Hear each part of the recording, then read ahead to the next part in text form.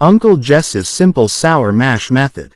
Moonshine Life Group. By Kevin Phillips. This method is the most inexpensive I have found for producing corn whiskey. It is perfect for beginners because it does not rely on skill for mashing and does not require any cooking, which greatly reduces the hassles and expenses. I used this method for years until I mastered the processes involved in creating a quality sour mash whiskey, at which point I moved on to cooked mashes and more advanced efforts. Ingredients. For a 5-gallon mash. -5 gallons soft, filtered water. -7 pounds cracked corn. 6 to 8 pieces kernel is the proper crack. If using bird feed, make sure it is perishable, or in other words is free of preservatives. -7 pounds of granulated sugar. -1 tablespoon yeast, distillers yeast if available. Theory. Unlike a cooked mash, a simple mash does not rely on grains for starch. The corn is included for a bit of alcohol, but mainly for flavor, while the sugar provides the alcohol. The conversion of starches to sugars is a natural process, accelerated by cooking. An uncooked mash will convert starches to sugars, but much more slowly and less efficiently. Your added sugar will ferment rather easily and will provide most of the alcohol in your beer.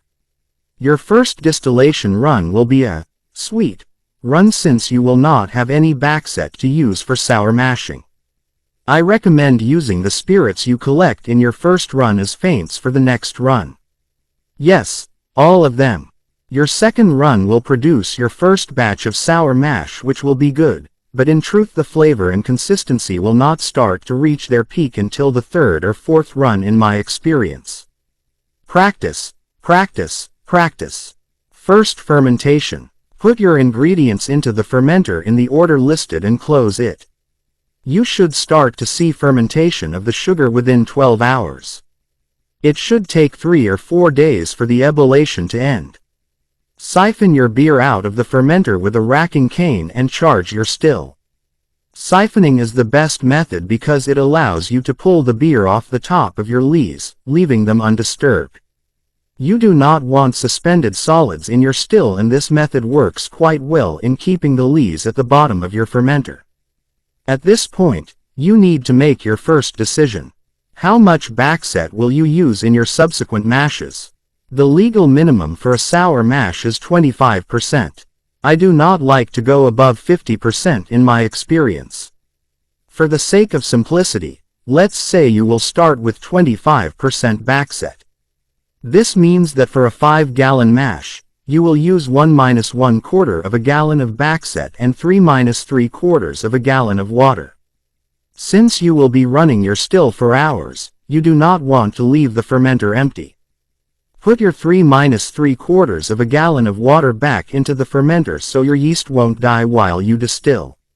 While you're at it, this is a perfect time to scoop the spent corn off the top and replace it with an equal volume of newly cracked corn.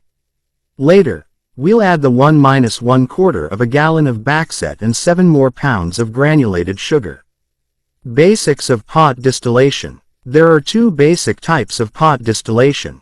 The first involves a traditional pot still that has no cooling in the neck or column. The distillate produced is lower in proof than that produced by a reflux still with a fractionating or splitting column. This is the traditional method of distillation and requires multiple runs.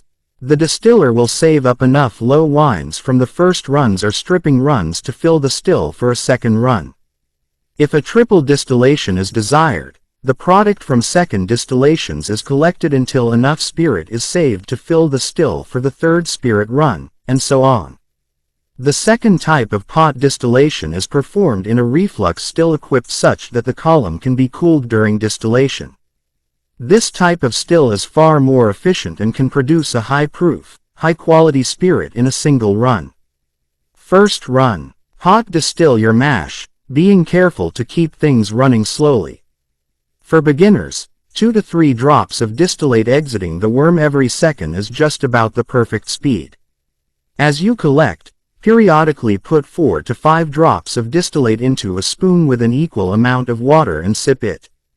You will learn to identify the off taste of the heads very quickly.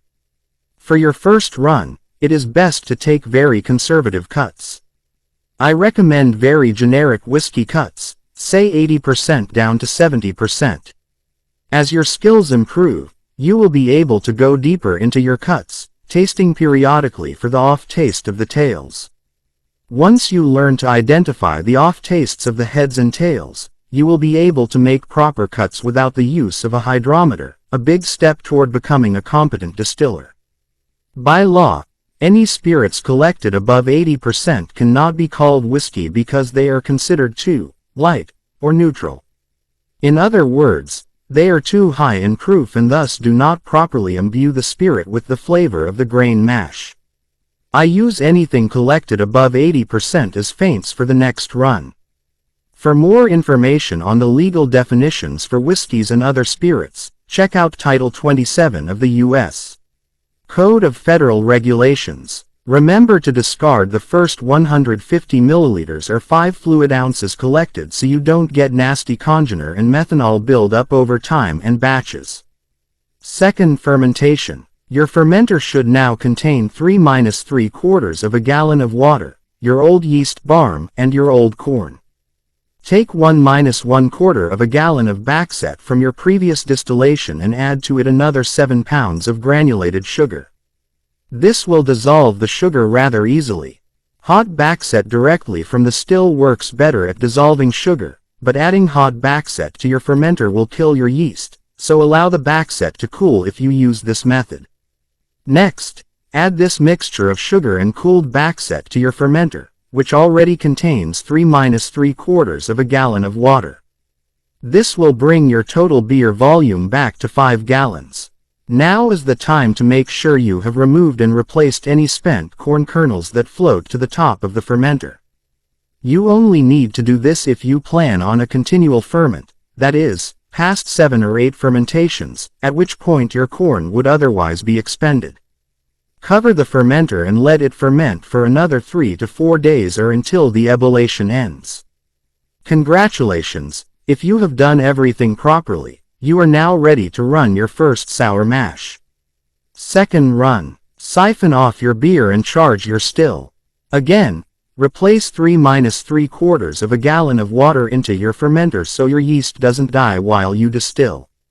Distill your whiskey in the same manner you did during your first run, being conservative with your cuts until you gain more skill.